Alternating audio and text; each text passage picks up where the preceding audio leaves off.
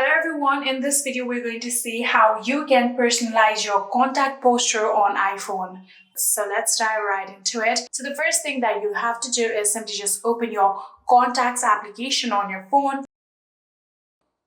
And after opening your contacts, here you can see there are various options like all contacts or Gmail or a specific Gmail address right here or your iCloud. So you can click on the option that you want to customize or personalize the contact photo of. Here I'm going to tap on all contact, and like that here you can see there is the option of search bar. You can tap on it and search for the contact that you want to personalize the poster of.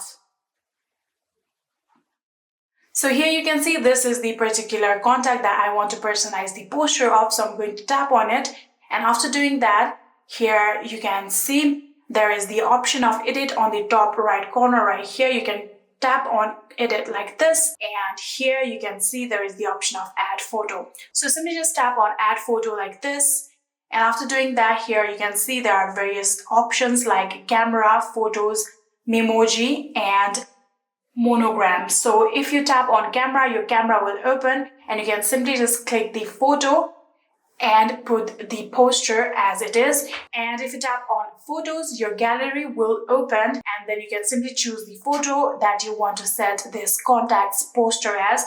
And if you tap on Memoji like this, here you can see these kind of Memoji will pop up, and you can simply just select any Memoji that you want. For example, I'm going to select this particular Memoji like this, and if you are done selecting it, here you can tap on next button that you can see on the top right corner right here. But if you want to click photo, you can tap on this photo icon that you can see right here, and here you can see now the Memoji has changed to the focus mode right here, and here you can see now the Memoji is facing camera.